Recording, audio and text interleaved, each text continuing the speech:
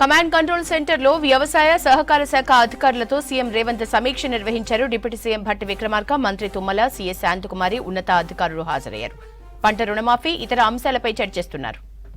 Details Yadagiri అందిస్తారు. Yadagiri, CM రివ్యూకి సంబంధించిన updates ఏంటి?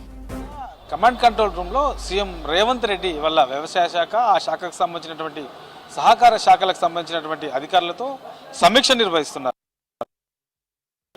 రుణమాఫీ దాని మీదనే ఎక్కువగా ఫోకస్ ఉండే అవకాశం ఉంటుంది. ఎందుకంటే ఇప్పటికే సీఎం రేవంత్ రెడ్డి ఆగస్టు 15 అనేది డెడ్ లైన్ పెట్టాడు. ఈ రుణమాఫీకి సంబంధించి 2 లక్షల రుణమాఫీ అనేది ఆగస్టు 15 లోపు చేస్తామని చెప్పేసి ఇప్పటికే ప్రకటించారు. అందులో భాగంగానే ఇవాళ నిర్వహిస్తున్నటువంటి ఈ సమీక్షలో ప్రధానంగా ఈ రుణమాఫీ మీదనే ఎక్కువగా చర్చించే అవకాశం అయితే ఉంటుంది. ఇక వీటితో పాటు ఇతర అంశాలు కూడా, ఈ వ్యవసాయ శాఖకు సంబంధించినటువంటి ఇతర అంశాలు చాలా ఉన్నాయి. వాటి మీద కూడా చర్చించే అవకాశం ఉంటుంది. ఇక ఇప్పటికే ఈ వానాకాలం సీజన్ మొదలైంది. ఇప్పటికే రైతులంతా కూడా దుక్కులు దున్నుకొని విత్తనాలు కూడా వేస్తూ ఉన్నారు. సో ఈ విత్తనాలకు సంబంధించి రాష్ట్రంలో ఏ పంటకు సంబంధించి ఎన్ని ఎకరాలలో ఏ పంట వేస్తున్నారు? ప్రధానంగా వరి, పత్తి అనేది తెలంగాణలో ఎక్కువగా పండిస్తారు. మరి ఈసారి పత్తి ఎన్ని ఎకరాలలో వేస్తూ ఉన్నారు, వరికి సంబంధించినటువంటి పంట ఎన్ని ఎకరాలలో వేస్తున్నారు, మిగతా పంటలకు సంబంధించినటువంటి విత్తనాలు కూడా ఎన్ని ఎకరాలలో వేస్తున్నారు, ఓవరాల్గా ఈసారి ఈ వానకాలానికి సంబంధించినటువంటి సీజన్లో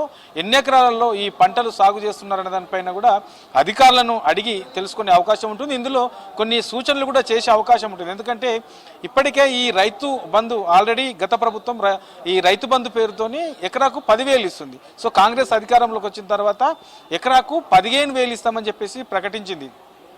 ఆ 15,000 అనేది ఈ వానాకాల సీజన్ నుంచి ఇస్తామని చెప్పేసి ఇప్పటికే ప్రభుత్వం ప్రకటించింది. కాబట్టి దీనికి సంబంధించి ఈ 15,000 అనేది అటు పట్టాదారుతో పాటు కౌలు రైతులకు కూడా ఈ రైతు భరోసా ఇస్తామన్నారు. మరి పట్టాదారుకి ఎట్లా వేయాలి, ఈ కౌలు రైతుకి ఎట్లా వేయాలి? సో దీని మీద కూడా చర్చించే అవకాశం ఉంటుంది. ఇప్పటికే గత ప్రభుత్వ హయాంలో 10 ఏళ్ల కాలంలో కూడా ఈ రైతు బంధు పేరుతోని చెట్లకు, గుట్లకు, రాళ్లకు, రప్పలకు, ఫామ్ హౌస్లకు ఇట్లా ఎవరైతే ఆ సంబంధం లేకుండా ఇట్లా ఇష్టానుసారంగా ఇచ్చారో దీనివల్ల డబ్బులన్నీ కూడా వృధా అయ్యాయి, నిజమైనటువంటి రైతులకు అందకుండా పోయింది అనేది ప్రధానంగా ఉన్నటువంటి ఆరోపణ.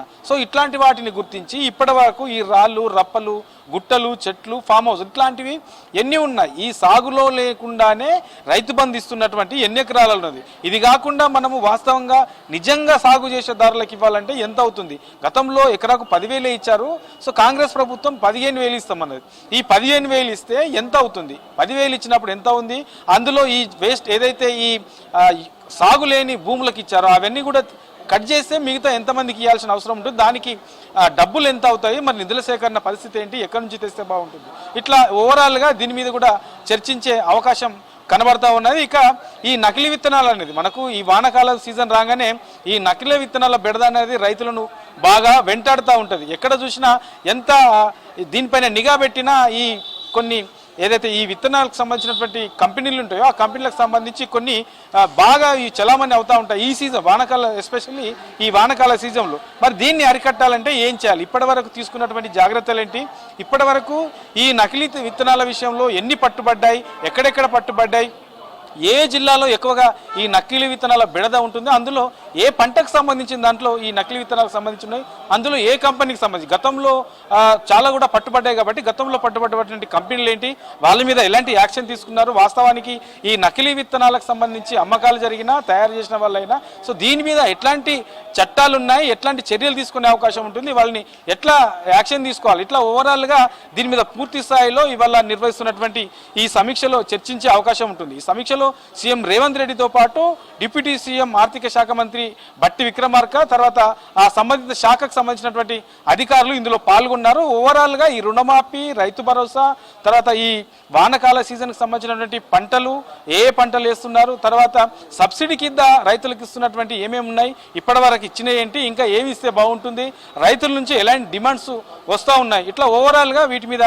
చర్చించే అవకాశం ఉంటుంది. దీనిపైన పూర్తి స్థాయిలో చర్చించిన తర్వాత రుణమాఫీకి సంబంధించి గతంలో ఇప్పటికే దీని మీద ఒక చర్చ కూడా జరుగుతుంది. 40,000 కోట్లు అయ్యే అవకాశం ఉందని చెప్పేసి అంచనా కూడా వేస్తున్నారు. సో దీని మీద భిన్నాభిప్రాయాలు కూడా ఉన్నాయి. మరి ఎంత అసలు ఈ రుణమాఫీకి సంబంధించి ఎంతమంది అర్హులు ఉన్నారు, ఎంత డబ్బులు అవసరము, దీనికి సంబంధించినటువంటి నిధుల సేకరణ ఎట్లా చేస్తే బాగుంటుంది, మిగతా పెండింగ్ బిల్స్ సంబంధించినటువంటి చాలా కూడా పే చేయాల్సి ఉన్నాయి కాబట్టి వీటిని అధిగమిస్తూనే మరి ఈ రుణమాఫీ చేయాలంటే ఏం చేయాలి, రైతులకు రైతు భరోసా 15,000 ఎకరాకు 15,000 అంటే ఏం చేయాలి, ఇట్లా ఓవరాల్గా ఈ వ్యవసాయ శాఖకు సంబంధించిన దాని మీదనే ఇవాళ సీఎం రేవంత్ రెడ్డి సమీక్ష నిర్వహిస్తున్నారు.